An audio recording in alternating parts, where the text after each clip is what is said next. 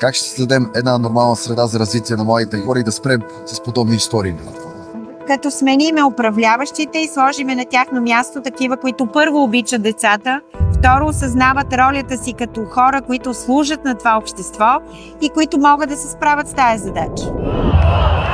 Нека защитим правото си на справедливост, защото държавата принадлежи на народа и народът трябва да си я вземе обратно. Българският народ се събуди, българският народ е на площада, не само в София и всички градове. Те повярваха отново, след 100 пъти лъгане, след най-различни партии, които обещаваха и нищо не правеха. Те отново са на площада, нямаме право да ги излъжеме още веднъж.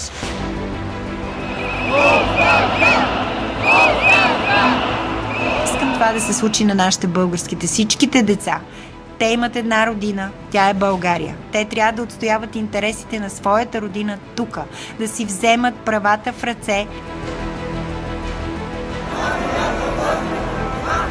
Много дълго време се е натрупвало негодованието от всичките схеми, които те разиграват, от наглото им поведение, което се набиваше в очите на всички, казвайки им: кои сте вие? И вие ли ще ни кажете?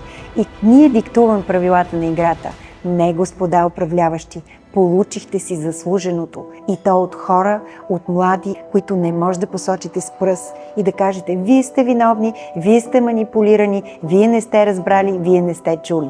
Не, вие сте тези, които не разбраха, вие сте тези, които не чухте гласа, вие сте тези, които не видяхте негодованието в очите на всички категории хора. Проверете дали по време на протеста част от младежите, които са били там, са били, защото са пожелани, или някои си изкарвали пари. В това поколение на зета трябва да измислиме нещо друго. Топане с крак, нещо различно. Джензитата да заповядат, да управляват, след като смятат, че тези не са добри. И пак стигаме до това нещо, което го имат едни маймунки в Африка, които преди да хапнат нещо си го слагат отзад, за да видят дали ще излезне. И ако видят, че е трудно да излезне, отказват се да го ядат. Да има малко и смях. Точно тяхното неразбиране откъде идва проблема, защо ние излязохме на този протест, води до тяхното комично несправяне с него. Задам въпроса: не е ли много трудно там? Има отговор: не, не е трудно, защото когато казваш истината, когато си честен със съвестта си, когато виждаш всички тези хора, които се надяват на теб, които ти вярват, които са ти изпратили там, за да защиташ тяхните интереси, когато видиш тези дечица, които искат да се снимат с тебе и казват: ние сме за вас, ние сме ви избрали и вие сте легитимна, не е трудно. С любов в сърцата, с надежда в бъдещето и с истината напред, и с мъдри хора, които могат да поведат тези хора в лицето на Ивелин Михайлов и всички наши колеги и всички хора тук.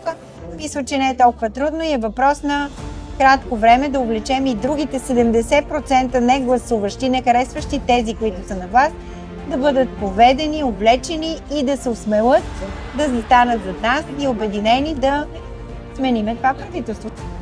Ние няма да успееме по този начин, по който те са тръгнали да ни разединяват постоянно за всичко.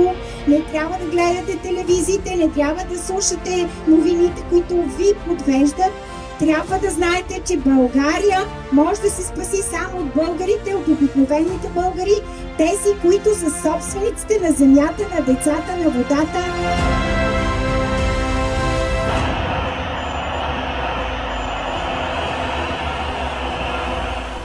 Те не бяха чували досега гласа на тези млади хора, а всички ние останали ще сме за тях и ще им помагаме, защото работят за тяхното бъдеще.